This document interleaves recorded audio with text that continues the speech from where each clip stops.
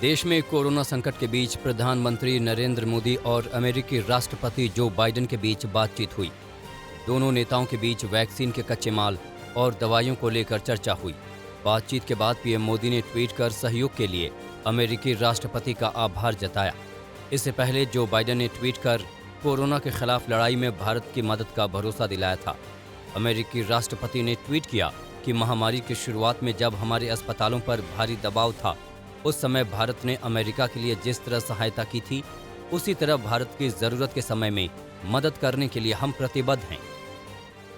Corona के खतरे को देखते हुए केंद्रीय गृह मंत्रालय ने राज्यों के लिए नई गाइडलाइंस जारी की हैं। गाइडलाइन में कहा गया है कि किसी इलाके का पॉजिटिविटी रेट लगातार एक हफ्ते तक 10% आता है या नहीं, अस्पतालों में 60% बेड भर जाते हैं तो वहां 14 दिन की सख्त पाबंदियां जरूरी हैं। राज्यों को जिले में छोटे छोटे कंटेनमेंट जोन बनाने की सलाह दी गई है। गृह मंत्रालय ने कहा है कि बड़े कंटेनमेंट जोन बनाने से बचना चाहिए। पंजाब में बढ़ते कोरोना के मामलों के बीच सूबे में अब हर रोज लॉकडाउन रहेगा। पंजाब की कैबिनेट में डेली लॉकडाउन का फैसला लिया गया है। राज्य के मुख्यमंत्री अमरिंदर सिंह ने बताया है कि सूबे में कोरोना के मामले तेजी से बढ़ रहे हैं, इसलिए अब रोज शाम 6 बजे से सुबह 5 बजे तक लॉकडाउन रहेगा। वहीं शुक्रवार से राज्य में वीकेंड लॉकडाउन भी लागू रहेगा। शुक्रवार शाम 6 बजे से सोमवार सुबह 5 बजे तक लॉकडाउन रहेगा। इस दौरान उन्होंने लोगों से बेवजह घर से बाहर न निकलने की अपील की है। देश में जारी कोरोना संकट के बीच राहुल गांधी ने फिर केंद्र सरकार पर हमला बोला है। राहुल गांधी ने केंद्र सरकार पर कोरोना के आंकड़े छिपाने का आरोप लगाया।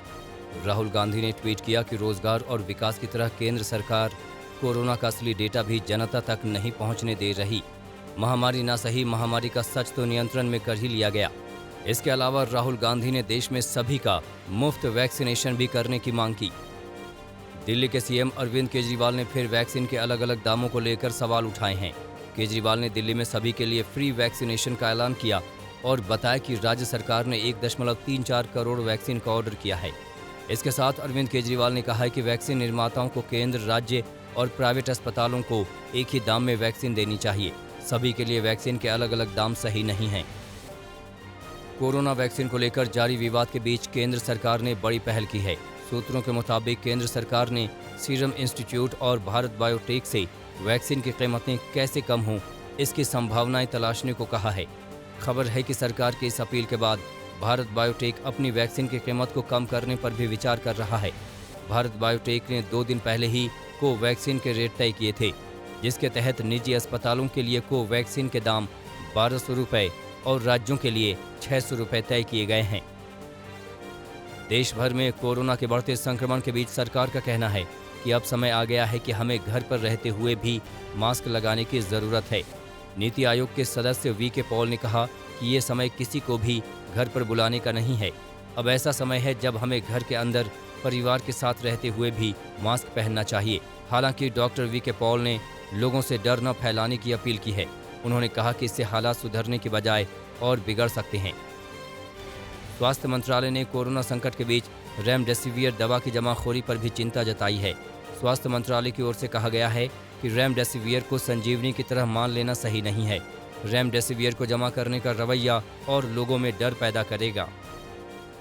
बढ़ते कोरोना के केस को देखते हुए नोएडा मेट्रो ने बड़ा फैसला लिया है। अब नोएडा में कर्फ्यू वाले यानी शनिवार और रविवार को मेट्रो नहीं चलेगी। कोरोना के केस बढ़ने के बाद नोएडा में मेट्रो संचालन के समय में बदलाव किया गया था, लेकिन अब वीकेंड पर मेट्रो नहीं चलेगी। यूपी के मुख्यमंत्री योगी आदित्यनाथ ने कहा है कि कुछ लोग अफवाह फैलाकर लोगों को डराने की कोशिश कर रहे हैं। उत्तर प्रदेश के अस्पतालों में बेड, ऑक्सीजन, रेमडेसिवियर इंजेक्शन, दवाइयों की कोई कमी नहीं है और न ही कमी आने दी जाएगी। योगी आदित्यनाथ ने कहा है कि कोरोना के दौर में जमाखोरी और कालाबाजारी करने वालों पर सख्त कार्रवाई की जा रही है।